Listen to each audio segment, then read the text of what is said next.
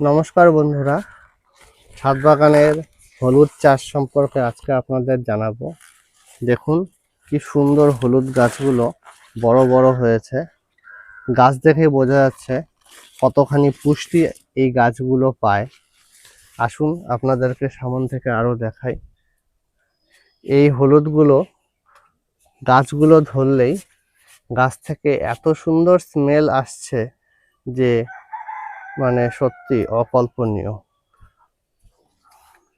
আমরা এই হলুদের পাতা সেদ্ধ করেও খেতে পারি, খুবই অ্যান্টিঅক্সিডেন্টের কাজ করে। আর আমরা সবাই জানি হলুদ তো অ্যান্টিব্যাকটেরিয়াল গুণের খনি। পৃথিবীর সর্বশ্রেষ্ঠ অ্যান্টিবায়োটিক এই হলুদ। আমার হাত পা কেটে গেলে আমার এই জৈব হলুদই আমি কেটে ঘষে রস করে লাগাই, অথবা গুঁড়োটা আমি লাগিয়ে দিই। যে কোনো ওষুধের থেকে ভালো। বিভিন্ন রকম দাঁত খোঁচ পাচড়া হলে আমি এই হলুদ পাতার রস ইউজ করি, তাতেই অনেক আরাম পাওয়া যায়। দেখুন কি সুন্দর হলুদ গাছগুলো হয়েছে। এদিকে যেমন এদিকটায় রয়েছে, ঠিক আছে, ও পাশেও আমি হলুদ গাছ লাগিয়েছি চেষ্টা করার জন্য। দেখুন এখানেও হলুদ গাছ রয়েছে, কি সুন্দর।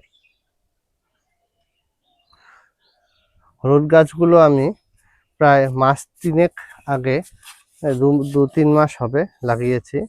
সবসময় সব গাছ লাগানোর ভিডিও করা সম্ভব হয় না।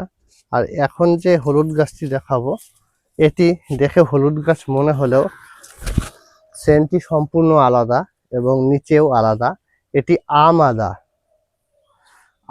আদা। গাছটি অতটা বড় হয় না নিচে, কিন্তু আম আদার সাইজ সাধারণ হলুদের থেকে বড় হয়। দেখতে হলুদ গাছের মতো হলেও এটি হলুদ নয়। এবং এই আম আদা প্রচণ্ড পুষ্টিগুণে ভরা, ভেতরে আদার মতন হয় এবং সেটিকে কাঁচা স্যালাড হিসেবে খাওয়া যায় এবং থেতো করে চা বানিয়ে খাওয়া যায়। এটি খুবই একটি উপকারী হার্ব, ঔষধি গাছ। ও হলুদের মতনই এটি একটি ঔষধি গাছ। আপনারা অবশ্যই এ সকল ঔষধি গাছ নিজেদের ছাদে বা উঠোনে, আঙ্গিনা বাগানে লাগাবেন এবং প্রকৃতির সুবিধা উপভোগ করুন। নমস্কার।